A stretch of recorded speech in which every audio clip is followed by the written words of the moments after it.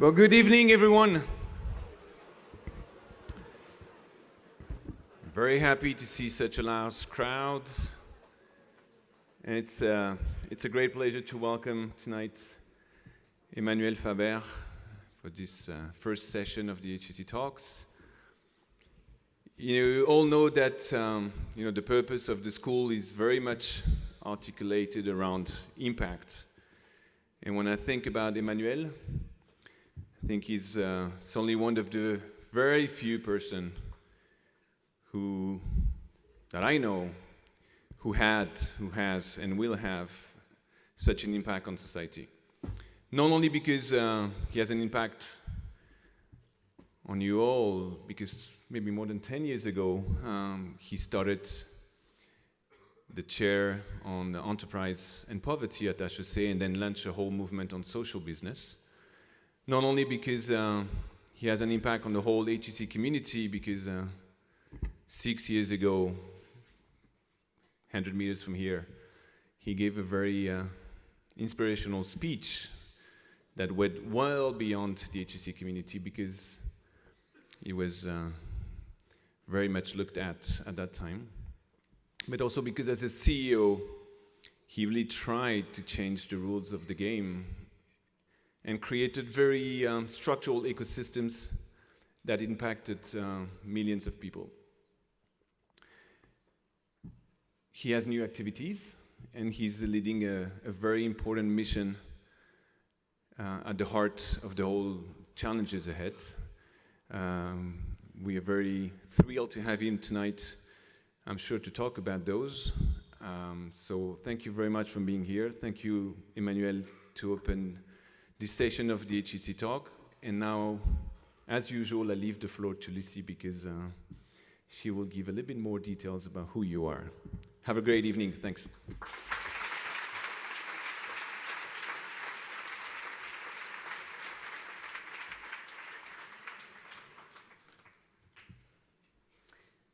Bon, je vais essayer de faire de mon mieux, et comme vous en 2016, Monsieur Faber, je commencerai ce discours en français. Et je le terminerai en anglais, in English. Alors, si vous vous attendez à une présentation de référence intellectuelle, vous allez être déçus. Il y a un an, lorsque j'intégrais HEC après 2 années de travail purement académique, je me trouvais télescopée pendant 5 jours au cœur des Alpes, dans les aiguilles de Chamonix, qui ne sont d'ailleurs pas sans m'évoquer celles que vous dessinez sur la première page de votre cahier de physique il y a là plus de 40 ans. Pardon.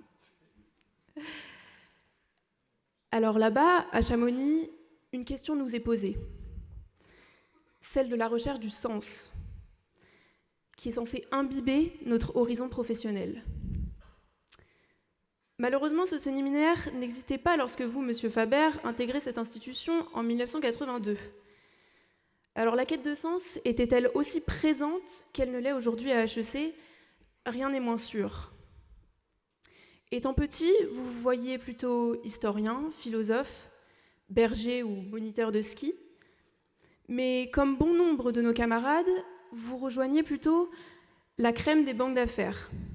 Crème anglaise pour vous d'ailleurs, puisque vous mettez le cap sur la City. Un passage chez Bain et dans la banque d'affaires Baring Brothers, puis probablement nostalgique des tournées de lait dans les villages de Saint-Bonnet au Champsaur, vous passez votre enfance, vous intégrez le groupe laitier Danone en 1997. Amateur d'aventure et d'évasion, vous courez aux 4 coins du monde sans oublier de passer par les salles d'escalade de chaque ville que vous traversez, salles dans lesquelles vous finissez d'ailleurs par avoir vos habitudes et vos abonnements. Mais pendant toutes ces années, vous n'oubliez pas cette phrase de Kant qui vous est si chère. 2 choses remplissent l'esprit d'admiration et de crainte incessante, le ciel étoilé au-dessus de moi et la loi morale en moi. C'est cette loi morale que vous souhaitez respecter lorsque vous prenez la tête de la direction opérationnelle de Danone en 2014, puis que vous en devenez le PDG en 2017. L'interdépendance plutôt que l'indépendance, le nous plutôt que le je. La grille salariale de Danone ne vous plaît pas?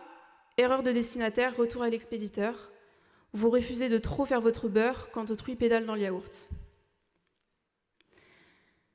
Vous êtes assailli par un sentiment d'urgence, climatique et sociale notamment. Et ce sentiment ne date pas d'hier.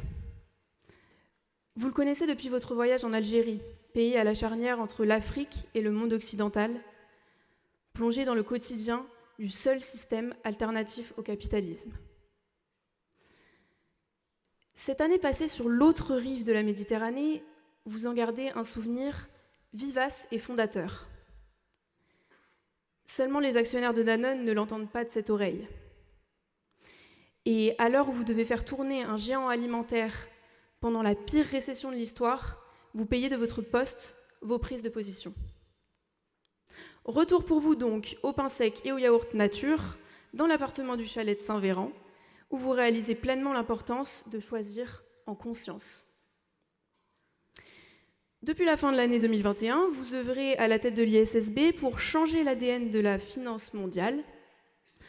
Vous avez toutefois trouvé le temps de renouer avec cette montagne qui vous a tant inspiré, pour coucher sur le papier vos convictions les plus profondes au refuge de Furfande, à 4 heures de Chamonix. Et c'est au sommet de ces aiguilles que l'histoire prend son sens, pour vous, et peut-être pour nous aussi. Alors je crois qu'on ne devrait jamais quitter Chamonix. Alors quand vous y retournerez, allez voir les aiguilles et dites-leur bonjour de notre part. Nous sommes amis. Be well, Mr. Faber, and thanks again for honoring us with your presence today.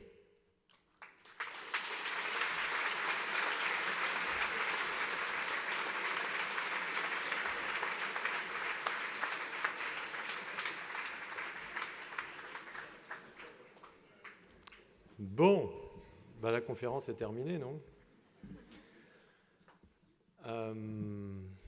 Bonsoir à toutes et à tous. Je vais parler anglais, hein, rapidement, ne vous inquiétez pas. Merci Lucie pour tous ces mots qui tissent un peu l'histoire de ma petite vie. Merci Éloïc pour ton accueil et pour tout ce dont on parle depuis bien longtemps. Je vous propose, je vais passer en anglais. I suggest, as we were talking about Chamonix, and that in a way it's back to school for everyone here, that we speak a little bit about our holidays. So, no surprise, I was in Chamonix this summer, spent a week there, get some climbing, good friends, but two impressive experiences for me. One is I saw in a rock climbing route the biggest ever rockstone avalanche I ever saw in my life. Huge blocks in the north face of the Aiguille du Plan, like 200 meters from where we were. At night, we went on a bivvy on the glacier at a bit more than 4,000 meters high, had our tent there. That night, the snow did not freeze at more than 4,000 meters high. I had never had that experience before. And it was clear to me that week in Chamonix that things are changing fast in mountains. For a number of reasons anyway. They are the most fragile mineral ecosystem that we have. And they are changing fast and big. So as Lucie was alluding to the fact that now the HEC faculty and leadership has this great idea to send all of you starting in the first year for a few days there with my friend Blaise Agresti and others, I'd like to, first of all, maybe ask you, those of you who have been in Chamonix with HEC, just to raise your hands. Or even if you've been to Chamonix, not for HEC. Yeah, well, Eloïc, congratulations. That's a lot of people. Keep your hand. A bit of physical exercise. So to you who've been there, let me ask this question. do you have the feeling from what you've lived there that in your lifetime you will be up for big changes because of climate change? Who agrees with that from Chamonix? Well, quite a few. So now the other ones who were not there, can you raise your hand who also believe that you're up for big changes? Well, you don't need so much to go to Chamonix. Huh? Now it's quite obvious. All right, thanks, guys. So obviously, Lucy wouldn't have told you a bit of lies about me and how grand I am if I wasn't convinced about the same thing. The last chapter of my book, called Ouvrir une voie, Set a Route, is about a small baby, Gabrielle, who is the son of my colleagues at Danone. She came because she was breastfeeding him in one of our meetings early 2021, and she said, Emmanuel, I introduce you to Gabriel. He will be 80 years old in 2100. That was literally the first human being that I saw and got the consciousness that he would see the end of this century. I won't. And that's why this chapter is called For Gabriel. And I want to talk to you about what matters for Gabriel tonight, because you might be one of Gabriel's, or one of your sons, cousins, nephews, whatever, will be Gabriel. And I think you cannot spend 3 years in this school not reflecting on those topics. During COVID, you heard a lot, I certainly did, that we were going to build back better. The truth is, we haven't. We haven't.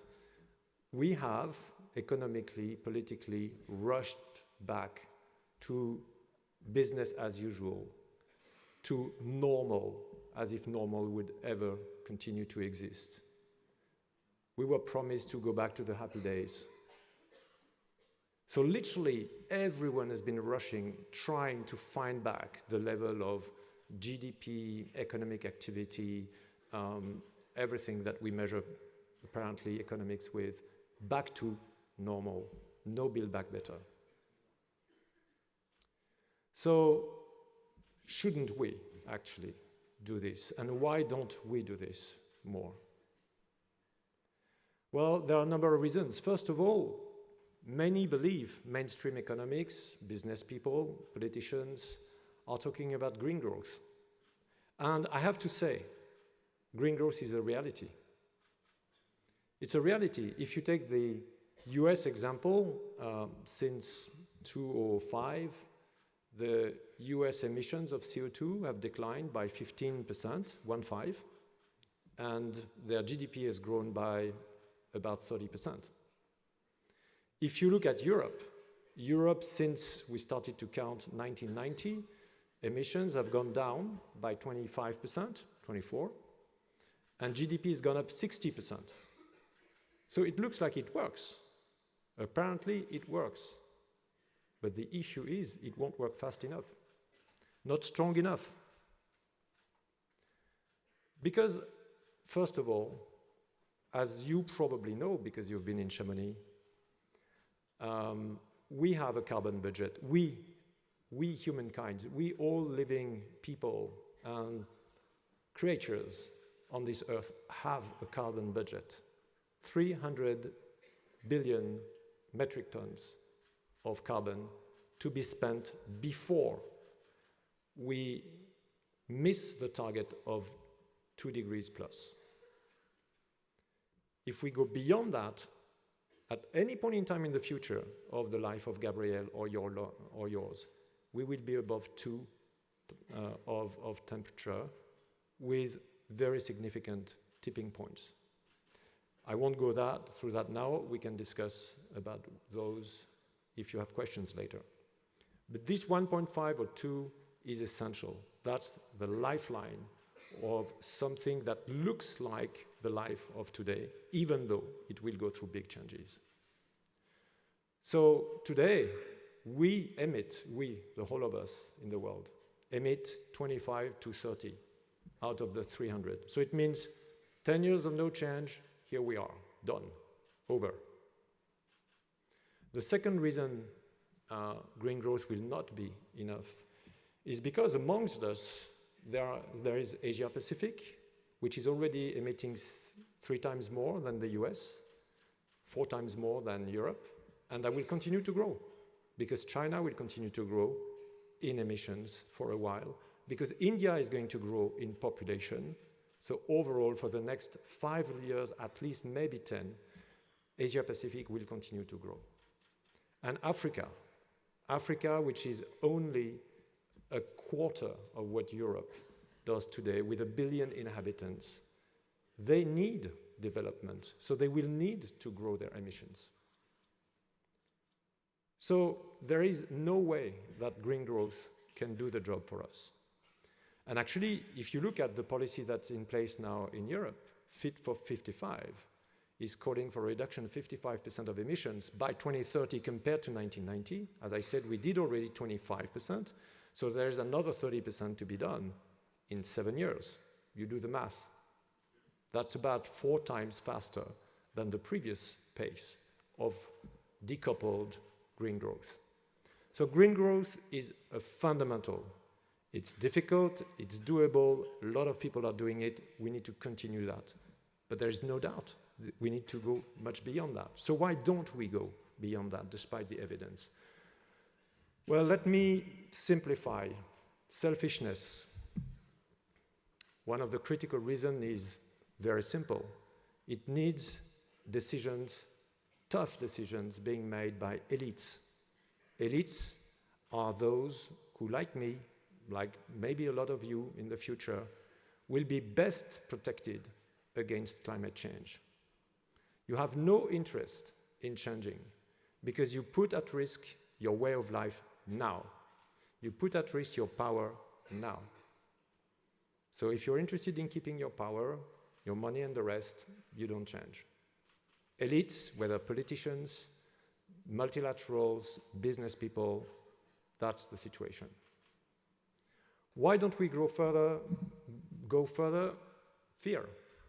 Fear because that transition will need to take care of the most vulnerable people.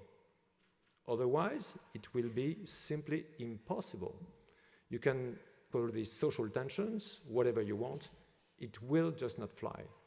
The fear of a revolution, the fear of not being able to handle the social tensions that will arise from the inequalities in the system that will appear with driving a transition towards a more resilient model. Inflation to start with, and we see it right now already. And the third reason, blindness. Blindness because today, I think, first of all, we do not count everything that counts. We count a lot of things in accounting, in economics, but we don't count oil for anything. Oil comes for free. You know, healthy soils for food comes for free. Soils degraded, oil pits being empty, same value.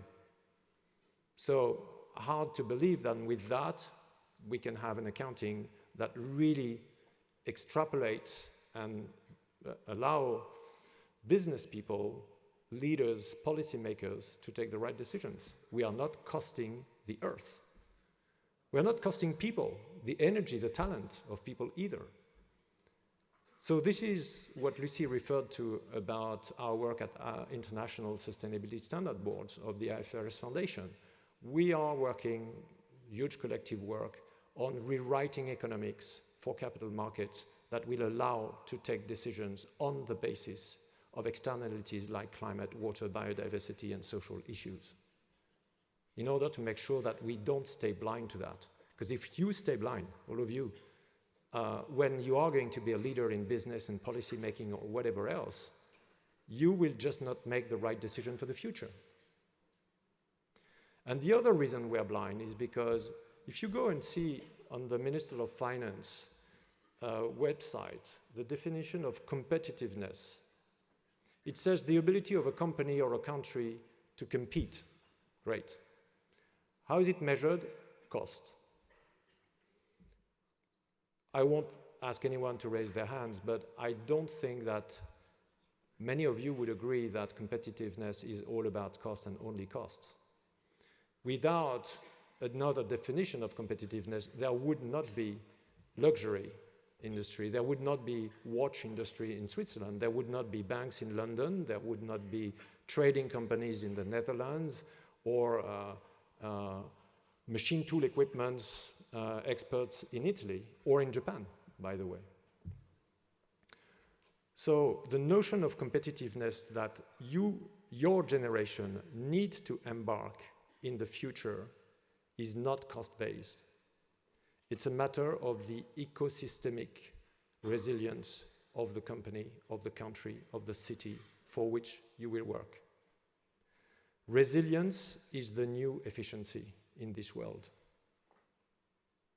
And resilience changes everything. It's about how we relate to our natural ecosystem. How do we regenerate our ecosystem, natural ecosystem? It's a matter of how we regenerate the human energy that our projects are embedding. How do we build this? What is the culture, the collective intelligence that we have? The common narrative that creates a desirable future for an organization and go for that purpose. That is a massive competitive advantage. That is nowhere in the balance sheet today, nowhere in the competitiveness of definition of the minister. And for all of you who are going through sports, you know how much a team is more than the sum of individuals. Speaking about resilience, you want an example? Ukraine. Who would have believed that 200 days beyond the conflict start, we would be where Ukrainians are?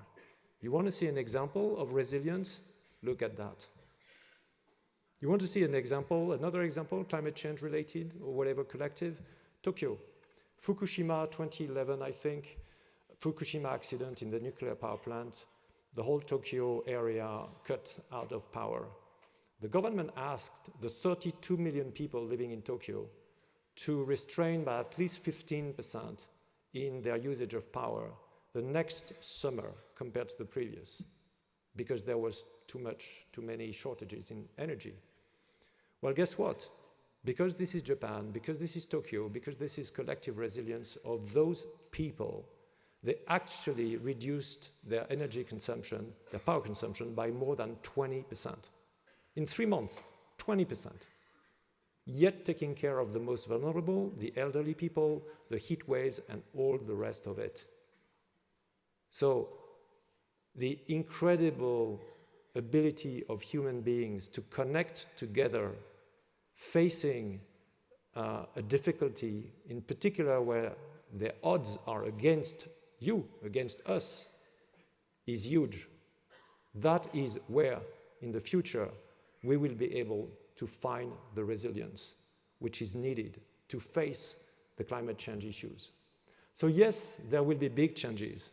And why it matters is because I could say in a very simple phrase, climate change will redefine economics, will redefine competitive advantage. Simply, things that came for granted are not granted anymore. Where your company, your city, your country is located, latitude-wise, is going to have a major impact. Altitude and elevation is going to have a major impact. Water access. Do you have a source of a river in your country, city, or for your company? Or do you share it with 6 more countries above you and 5 others behind you? And same for people. The culture, the narrative, what brings people together, the cohesion of the project, of a company, or the citizen in a city, will make the difference. So, as much as we are, in a way, just designing the language today that capital markets can use to make decisions in a way that allow capital to be allocated to those transitions, that's just a language. The people that are going to use this language is all of you to reinvent the future. And when I say all of you, I mean all of you. Don't quit. It's too late, my friends. We only have 10 years, so we need all of you in this room and many more, frankly. There is no invisible hand. There is no one taking care of that while you're quitting or doing anything else. That is your hands and my hands. That's what we have. You know that. So I beg you, you've made a choice. You're the elite. You know that. You wouldn't be there without that. So you are going to change economics tomorrow. But stay. We need absolutely you. And that will be your generation. Prerogatives, destiny, whatever, to redefine a new prosperity for all.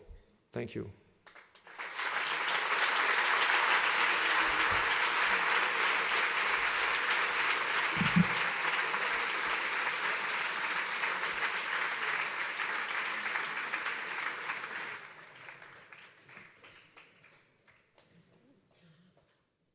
So good evening and welcome to everyone joining us today with our prestigious guest, Emmanuel Faber, President of the International Sustainability Standard Board, as well as ex-CEO of Danone. It is really a true pleasure to have you with us this evening at HEC, and thank you for this call to action. We do all have a part to play to make sure that our future turns out okay, and the ones also that will come after us. So Victor and I will be the moderators of tonight's conference. First, we will start this conference with a few questions, and then we will give the chance to our audience to ask their questions. Would it be on the webinar? If you're watching us online, you may ask your questions in your comment section, or we will also be passing around a microphone. Keep in mind that we only have an allocated amount of time, so we'll try to ask as many questions as possible. So I will now give the floor to Victor to ask our first question. Thank you, Charlène, and thank you to you, Emmanuel, for your inspiring words. First, maybe a question on the ISSB. Your work in this institution requires a lot of diplomacy and a delicate search for compromises.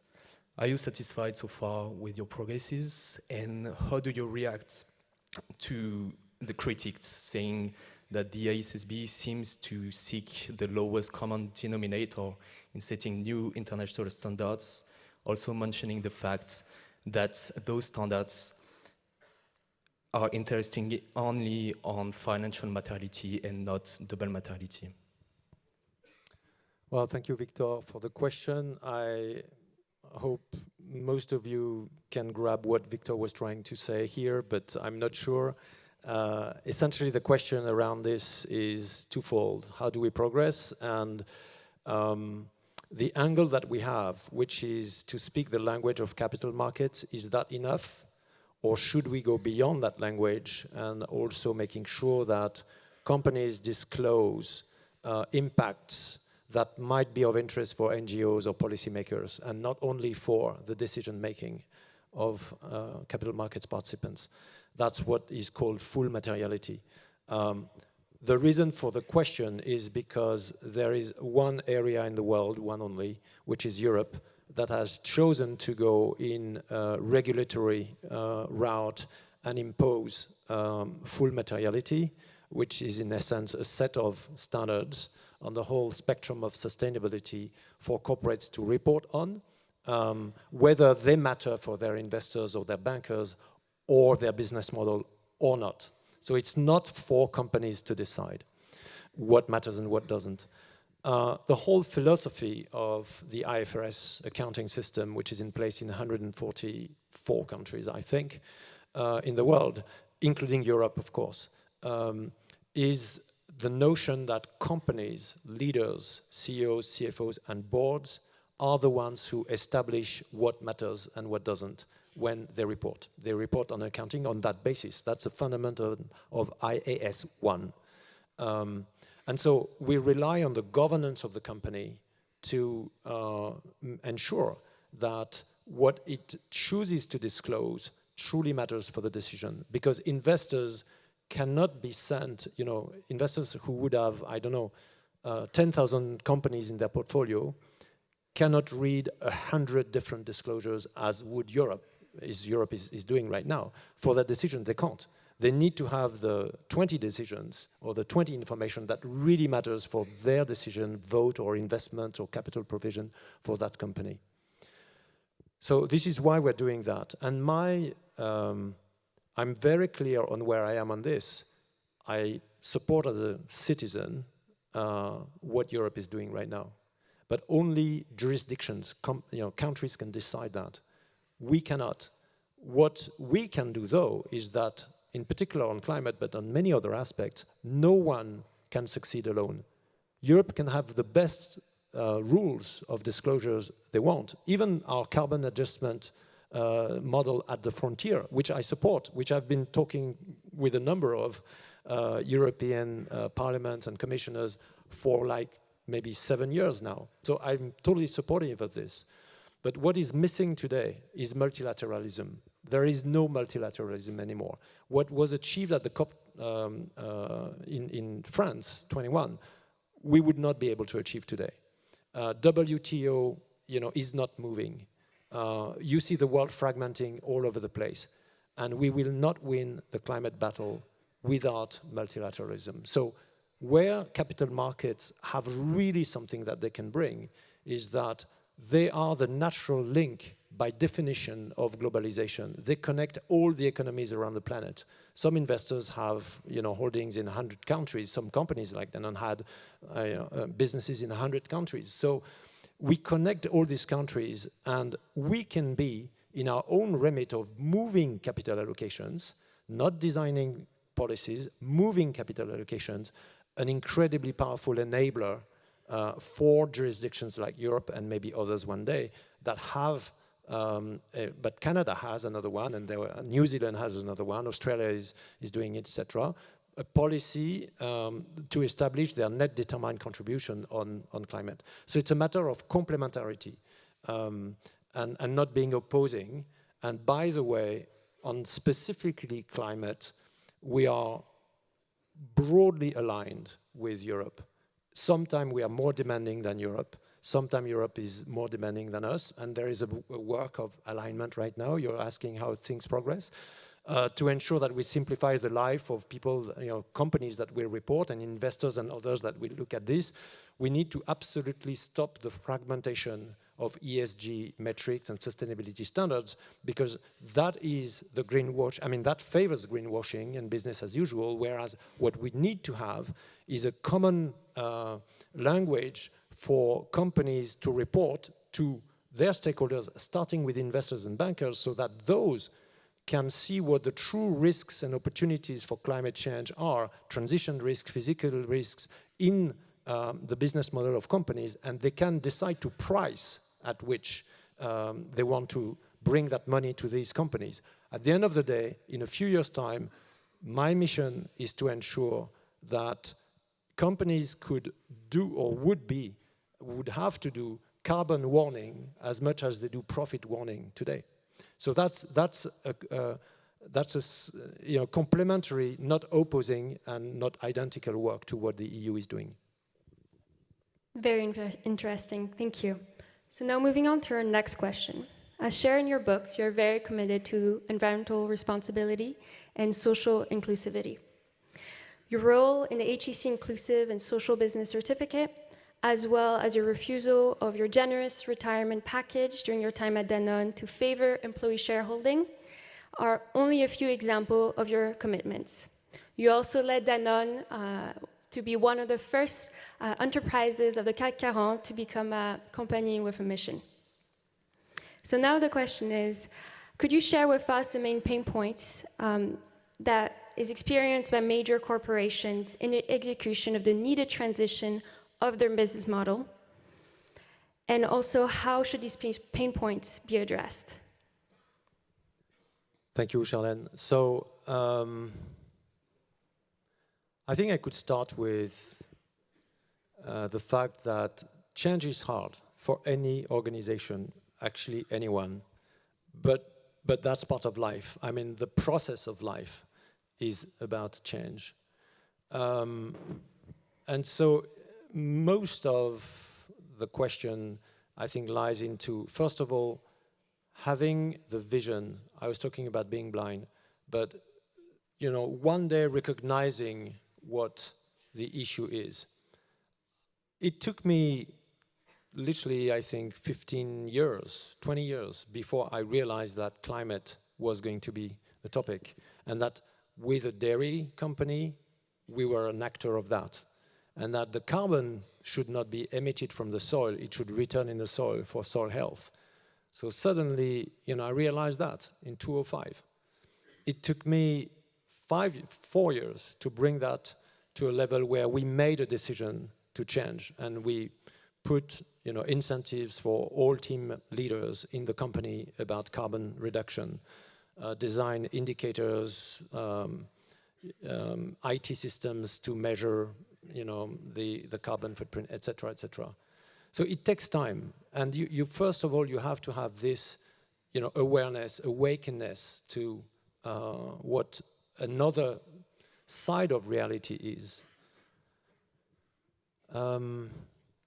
I think that's the main pain point, and this is why, you know, in addition to a few things you mentioned, we organize this governance where there is every year a whole inquiry to the 100,000 employees about what they think should be our priorities. Are we late or are we too early in our sustainability and strategic commitments? Because that's a way to, you know, make things happen within the company and not just an awakened leader sometime, you know, from time to time. I'm amazed by the Collectif des Salariés, which I've been working with since they became public above the radar in April 21. That's incredible to see these guys, and you know, they are the leaders. I mean, they are you in a few years' time. They are the leaders of tomorrow. Definitely, I mean, you know, some of you will be here, and some of them will be here. And so for companies, they are very, very precious resources for the leadership of tomorrow.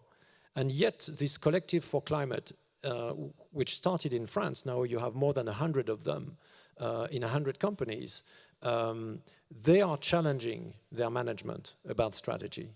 So I think, you know, the creation of an awakening to climate change, social issues, inequalities, what matters in the ecosystem of the company is a critical thing. Then change management, that obvious, I could be long, but bringing, I think, the sense of ownership is critical.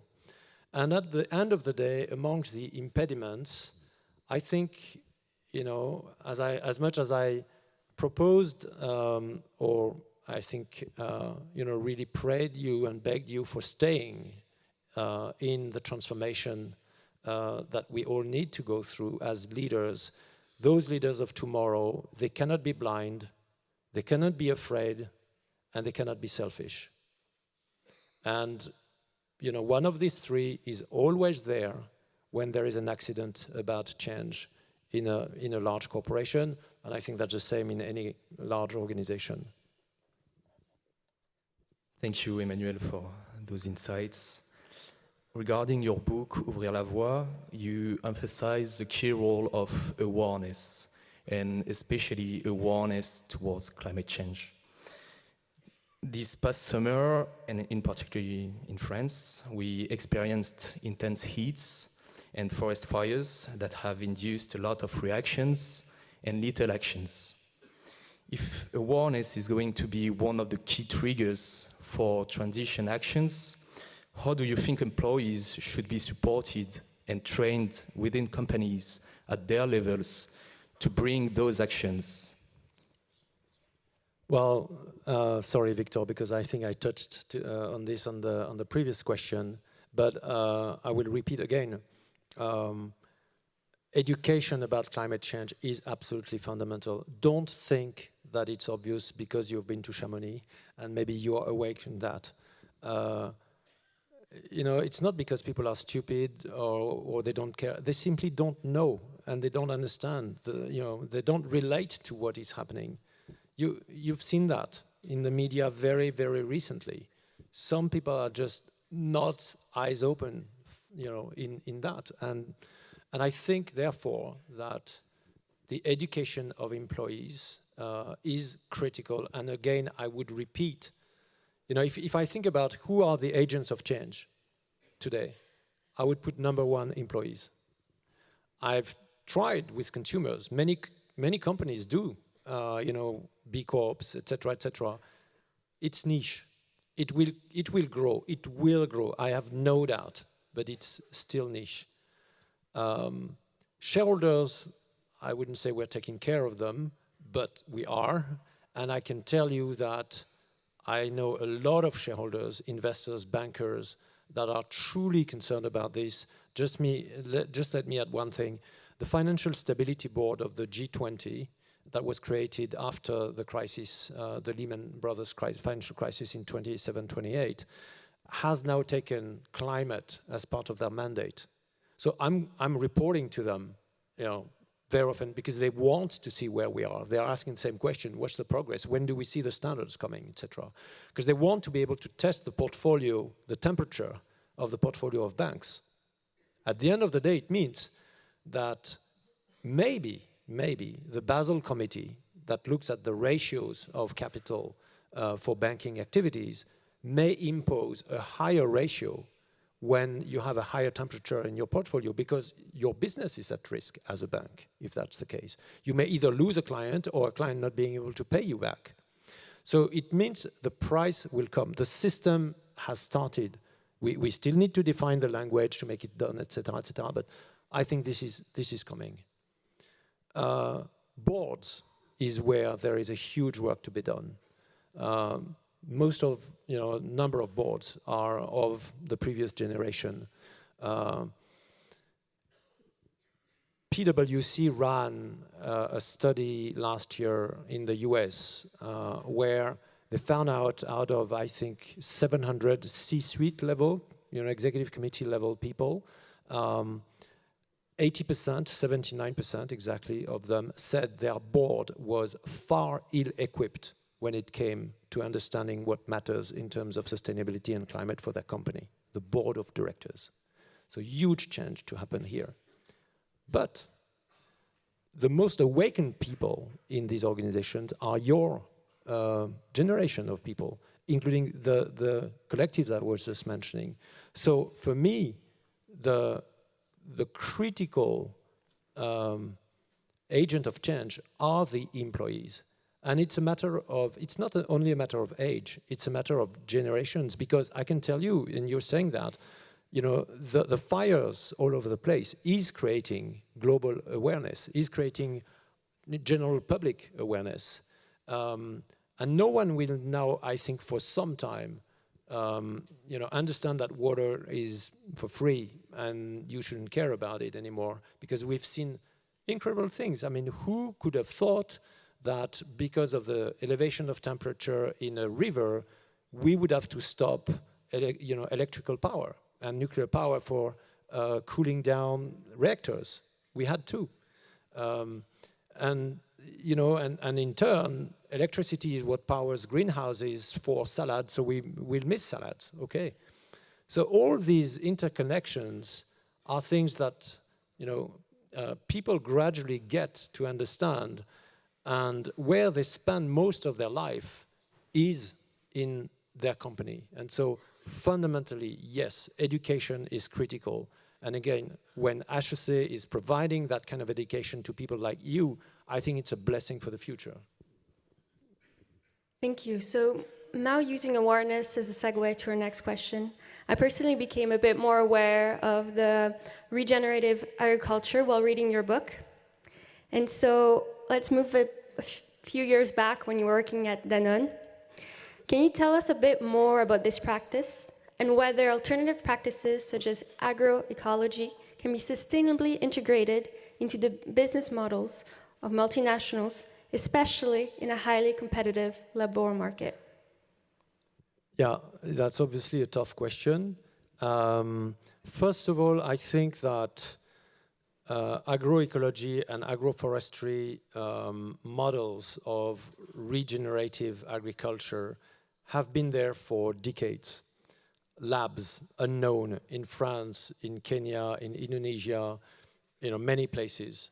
What we did was learn from those and see whether we could apply that in our supply chains, in the fields. And the fact is, we could. It's really interesting, to see, for instance, that in Kenya, 120,000 farmers, that's what our business was collecting from. Our experiment was on 15,000 of them, small 1 hectare kind of farms.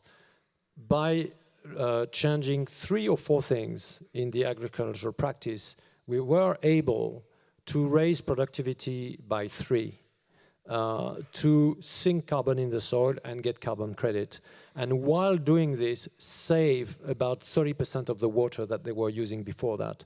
So there is a positive correlation in many, not all, but in many cases when you go for regenerative agriculture in many dimensions.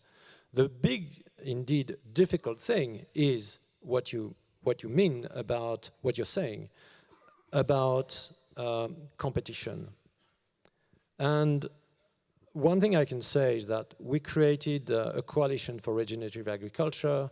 We were followed by 25 of the largest companies around us, some French, L'Oréal, L'Occitane, but also big ones like Nestlé and Mars and many others. Company like Pepsi now, like Nestlé, have now pledged that by 2030, in particular in Europe, most of their agriculture will be regenerative. So the theme is there. The other thing I would say, and that's really back to what I said earlier about competitiveness, that question you're asking, if, we don't have mustards anymore. I was in a wedding of friends in Normandy this weekend. We stopped by, there was raining, we stopped by Relais Routier on the road, asked for a coffee, and there was a cup of mustard, and I said, well, you keep mustard here? He said, no, it's not me. It's one of these routiers, the truck drivers from Alsace, because they have mustard there. He's got a good friend who is a routier here in Normandy, and next time the guy will come, he will pick up his pot of mustard. That's where we are, in one of the richest countries in the world. You know what? You know why? No regenerative agriculture on mustard. Very simple. You go, Canada, France, big producers, when they were asked to forget about fertilizers and some pesticides, the production immediately dropped down. They had no solution. So loss of production, then drought, then some COVID stuff, the rest of it, you don't have mustard in France anymore. So if they had made an investment, not on the cost, the immediate cost, without taking care of what is in the soil and how resilient their model is, if they had done that, we would still have mustard. And I can tell you that the ones who have mustard now, they could sell it for 3 times the price. So again, it's a matter of, do we invest in resilience or do we invest only on short-term efficiency? And that is really the paradigm that at least we, with our international standards, are trying to shift to allow companies to go for a long-term strategy that can be backed by their shareholders. Thank you, Emmanuel.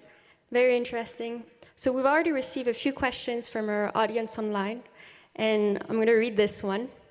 So as a HEC alumni, I'm sure you have heard of the speech given by one of our comrades at this year's graduation ceremony, which resembles the one who had buzzed made by Agro-Paris students. It echoed with your 2016 speech, in which you had also warned HEC graduates about the vices of power, money, and glory. So what is your reaction to the rising uproar of students, and what would be your advice to those who wish for these things, so power, money, and glory, but yet hope to live an impactful life in a world in dire need of change? Well, the simple word is you can have many things on this planet, but not at the same time. So I'm back to what I said. Leaders of tomorrow need to be not selfish, not blind, not afraid. I don't think I have much to say or to add about power, glory, and money. I've said it all, short words, but I think anyone can, and certainly I'm trying to stay true to that. And I'm saying this because I truly believe, and I have continued evidence all over the place, that indeed, in particular, power can be a poison for leadership. You quite often, you think leadership and power go together, because powerful people want other people to call them leaders. And so we speak about national, global leaders and business leaders and European leaders. Personally, I don't think there are leaders. There is leadership. There are acts of leadership. There are moments of leadership, but leadership is collective. Leadership is these moments, indeed, where there's a breakthrough. You set a route and you go, okay, but you're not alone.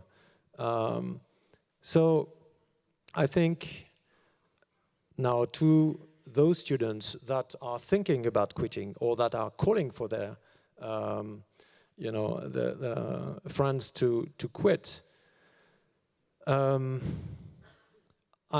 of all, I have to say, the really fundamental thing you need to do is follow your North Star. Find your North Star and walk, like the Kant, the Kant quote.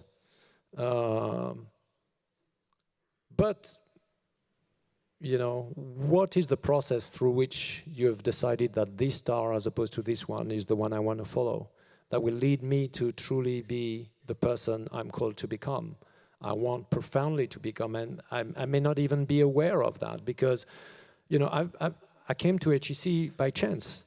As I said, I was, as in my, in Les Hautes-Alpes, and I was a student, not a student, pupil there, and I was doing, ski contests, and I was writing poetry and reading history books and going to the mountain. I had no idea I would come up here at some point. And it's only because I was told, well, with what you have, you should go and do a prépa. I was sent to Lyon, to Lycée du Parc, and then I had both Maths Sup and Prépa HEC. So they called me and they said, you need to choose. I said, what's the program here, what's the program there? I like the program of HEC more because you had philosophy and history. I said, okay, I'll go HEC. That's why I'm here. It's not because I wanted to lead a business or whatever. I was like 18 or something like this. And so making those kind of life-defining decisions at that age is not easy. And therefore, in particular with the kind of world in which we are entering, which is a non-linear world, I think your work on who you are, your personal development work, is not ideology. It's not a fantasy. It's a must. It's a must because you have very powerful tool. Your diploma will be a very powerful tool. You will be sent to companies or organizations in which you might end up after only a few years to have really significant impact on hundreds of people. How are you trained personally inside yourself to be that person that can do this? So again, you're doing justice to the world if you work on who you want to be profoundly, in a free manner. You maybe probably still depend on your parents. So if that's the case, you cannot be free to choose. Not entirely free to choose. No one is entirely free to choose, certainly not me. But being aware of what are the liaison, what are the liens, the bounds that are there when you think about who you want to be. You know, if your dad has gone to HEC, well, maybe that's why you're here. Catastrophe. Of course, of course. So you need to find a better reason. That's a good reason to quit, actually. Anyway, so I've got nothing, to be clear, I've got nothing about quitting. There's a whole part of myself that breathes outside of that. When I'm back in nature, when I'm back in the fields, the mountains, I need that. I wouldn't be able to commit to what I'm doing every day if I hadn't had that link with a whole part of myself that is not expressed in what I do. But from that to doing, okay, that's going to be my life, I think it's a big decision. And while I'm asking you, of course, you will only give to the world the best that you can give if you are where you should be, your place, your path, your North Star, you as a person, truly unique, your unique melody. If that melody says, go and do something else, of course go. But my beg is, there is so much that you can do that can be helpful to so many, including your friends, your families, and your children. Please consider that as a priority. Thank you.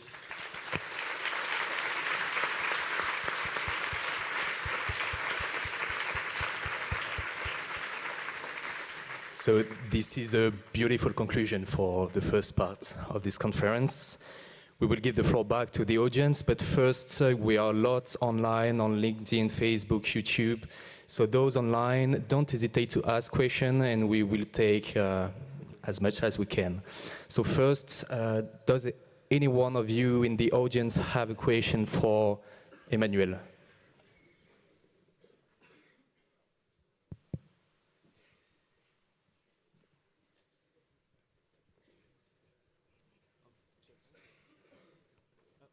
Hi, Emmanuel. I was hoping you could speak a little bit about how we might, as business leaders, as policy leaders, strategists, balance not just the environmental change and the transformation, but also making sure that it's inclusive of all intersectional, diverse populations, especially disadvantaged communities without necessarily power or a voice at the table. Thank you. What's your name? Nick Taylor. Hi, Nick. You're a student here, first, second, third year, what? MBA. MBA, congrats. Merci. Thank you for the question. I didn't mention that, but I've been saying for a long time, and in a manner maybe sometime, quite publicized, that I didn't think there would be climate justice if there was no social justice at the same time. I truly believe that, and it's not because I'm ideological about it, or because of my values, or because I'm a nice person, simply because I'm realistic. The reason I said that, the fear of not acting is in great part because of the social consequences that we are all leaders or powerful people that have to make that decision of triggering, pressing the button to not be able to handle the changes from a social standpoint, the revolution, the gilets jaunes. That's the fear. And so it's very clear for me that there will not be a climate transition if that transition is not just transition. Just to take Europe, for instance, and France is a good example of Europe. You may have seen those numbers. Unfortunately, they are not a large series of numbers, so we rely on only a few studies. But what they seem to indicate is that France, we know, should be at about 5 tons of carbon per inhabitant, per capita, in 2030 to be on the European trajectory. Well, half of the French population is about there already. They're there, 50%, but at 5. But the average is still 11 to 12. And so it means that top 10%, they are between 20 and 25%. So I'm back to my selfish/fear topic. Of course, if you start saying to these 50% that are at 5, oh, my friend, your car is not good enough, that's a tax for you. Well, no surprise, they don't like it. When you offer a subsidy on fuel for everyone, for gasoline for everyone, you're enriching the rich, because they are the ones who have the big things and are driving all over the place, etc., and have 2 cars. So there is no doubt that the transition will not last more than 6 months if we do not take care of the inclusion. 6 months, my bet. So whether we like it or not, we will have to. We now have a LinkedIn question from Ganesh, an MBA candidate at HEC. Mr. Faber, you spoke about your Danone colleague who introduced you to her newborn, who would be 80 in 2100. If you were to point out to this child one reason to be optimistic despite the very grim outlook that emerges from this context, what would it be?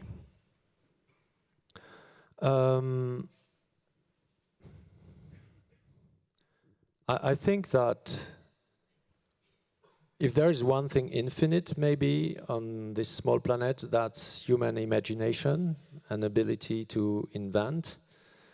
I haven't seen either limit to our awareness.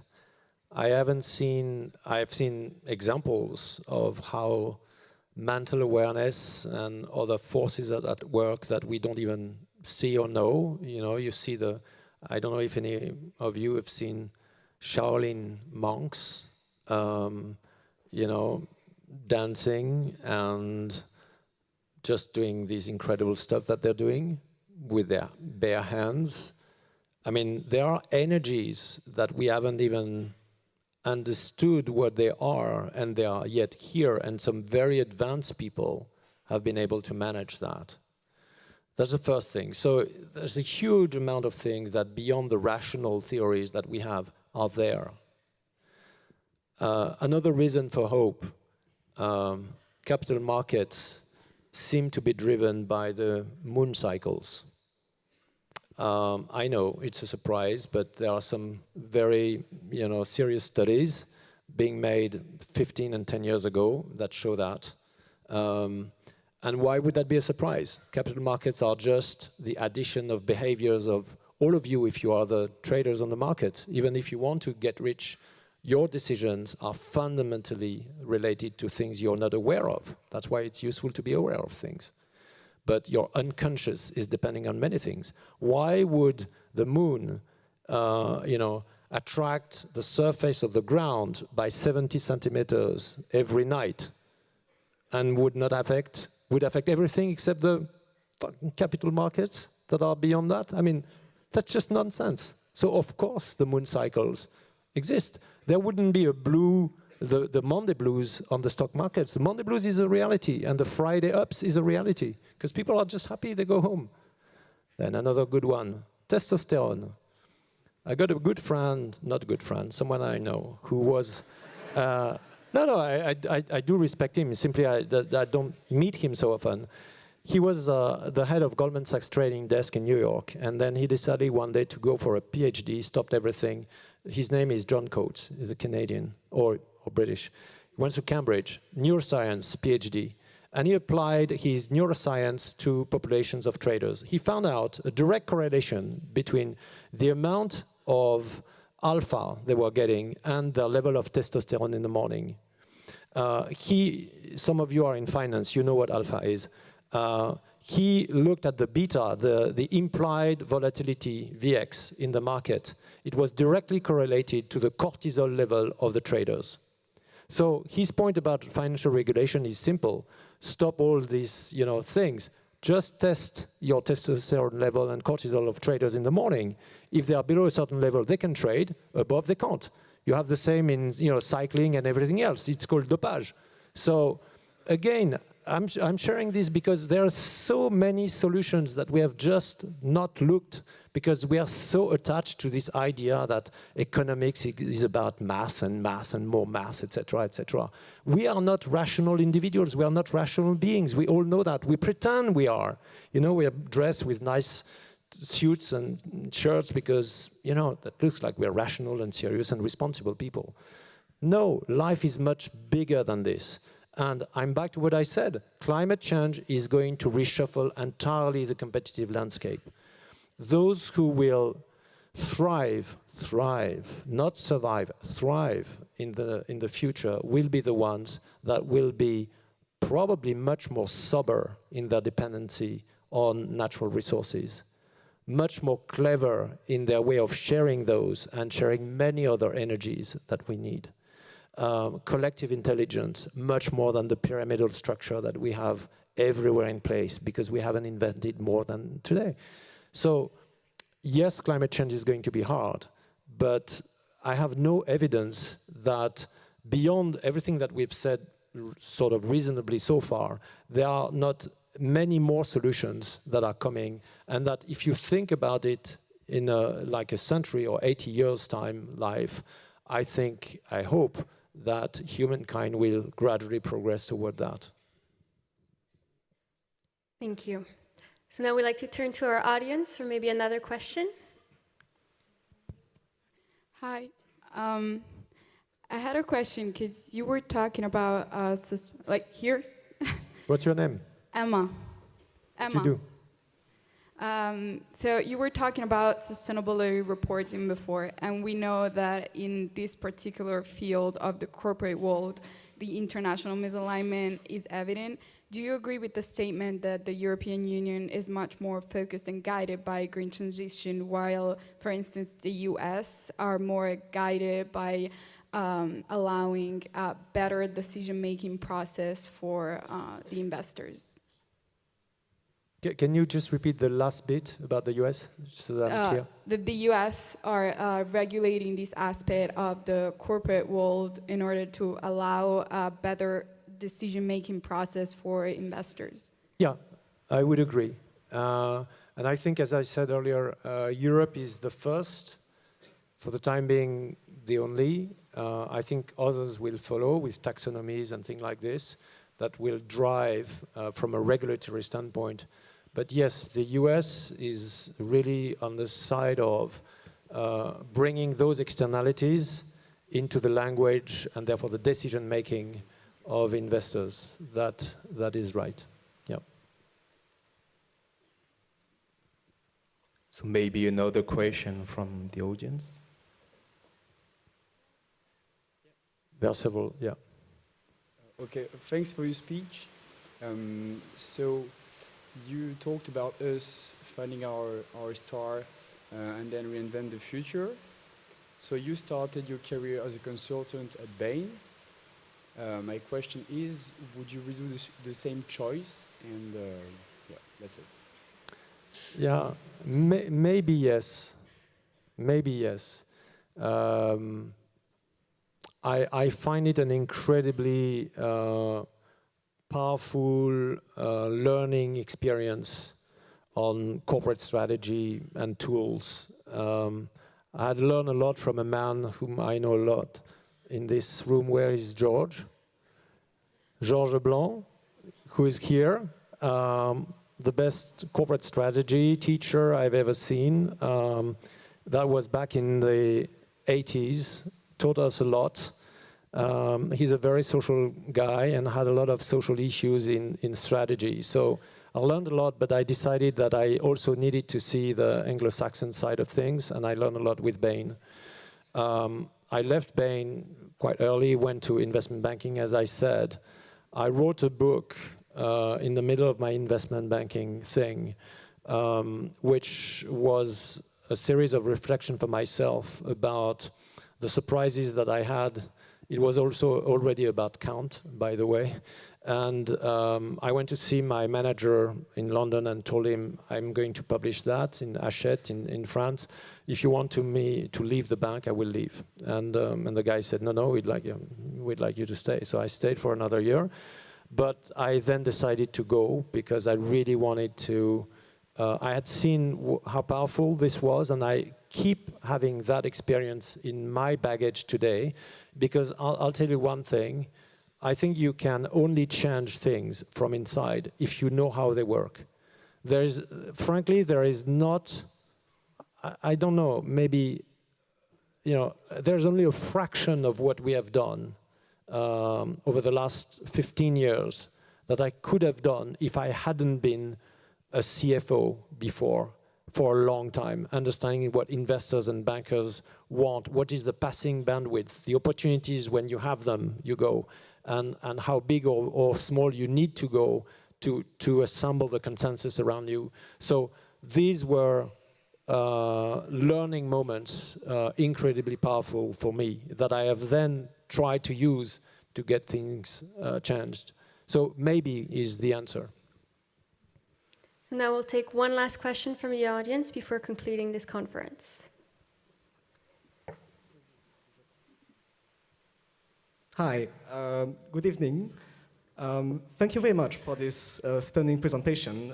I had just one question, because the urgency, there's an urgency to act, which is undeniable. But there are many people from, especially young people or people from entire countries, who see people standing up and telling them that they have to do something about those problems. And this is, I believe, a very humane reaction, which is saying that that's quite unfair. Because we were the people fueling the locomotive going at high speed in the wall. Because we were taught and educated to act like this, and now people are saying to us that we have to act in another way, and that we have to find this way, this new way to act. How do you motivate those people who simply want to have a nice and simple life?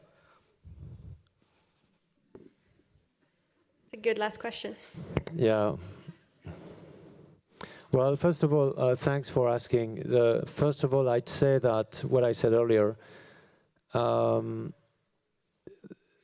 awareness comes when it has to come. You cannot, I mean, I can understand why people are not aware of things, and I can understand that, as you just said, many people just want to live a simple life. But that simple life will be directly affected by climate change. There is no way it will not. In the sense that, of course, you know, California, 50 degrees, huge jump in energy consumption because of ACs. So yeah, we can turn more and more ACs to be still comfortable with 17 degrees in the US room, you know, all summer long when it's 50 outside. And next year it will be 60 and we will still be 17, but using more energy and then pushing the outside temperature more. There is no situation where we are outside of the world in which we live. We cannot say, you know, there is a traffic jam. We are the traffic jam if we are there, with our car, with our foot, with our bikes, whatever it is. So what I'm trying to say here is, whether we like it or not, let's really understand that we are part of it. We have something to do with that. And whether we act or we don't, something will happen. Our life will not simply stay what you just said about a simple life and a good life. I think we all aspire to that, but there is now ample evidence that it cannot happen with the definition of what is a simple and good life as our parents had, because it's putting a toll on 80% of the world's population. And that will not be something that will be sustainable even from a social standpoint at some point.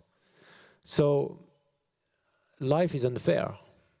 There have been moments in life, and read history, it's not like the first time. The fact is that we had an illusion. Our parents had an illusion that Hegel was going to be proven wrong. There was an end to history. Capitalism, you know, market economy, consumption, technology, and innovation would stop the becoming of history with its tragedies. And history has started again. So we are part of that. We can either, you know, just sit there and for the remaining part of our life, mourning the good old days. They're gone. Maybe some will come, but I mean, they're gone. This whole idea is gone. So I think the invitation here is that, yes, a simple good life is possible. Absolutely, I'm absolutely certain, but it will come with other choices. It will come with other ways of living than the ones that we had felt we could live, and when the whole thing started, let's say, after World War II in the 50s or 60s. I'm sorry, it's in a way a long answer, but it's an invitation to say that that's a journey not for an easy happiness that is promised, that was promised, that continues to be promised for reasons of managing status quo. But change is there, as I said, in life, if you embrace it, and if you go forward in this journey, in a manner that is as aware as possible. My experience has been, at least in my small experience of that in some moments, and what I see around me for so many years, and what I think we will continue to see in an accelerated manner, is alongside that journey, which is a lifetime journey, you will meet incredible people that may change what you think about what is a nice life, what is a good life, and ultimately you may meet yourself at the end of the day. Thank you.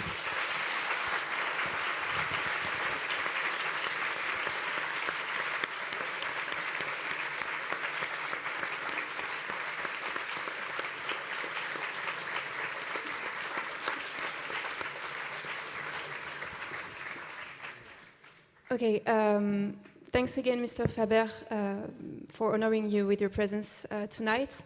I just wanted to tell you that you will always be welcome at HEC, and we will be delighted to welcome you back in the next few years. Thank you, everyone in the room and online, for being here tonight, for your interest and for your attention. Thank you, Charles and Victor, also for the conference. You will now be able to find the conference online in replay on YouTube and LinkedIn, so don't hesitate to share them also on your personal accounts. And that's it. Sorry.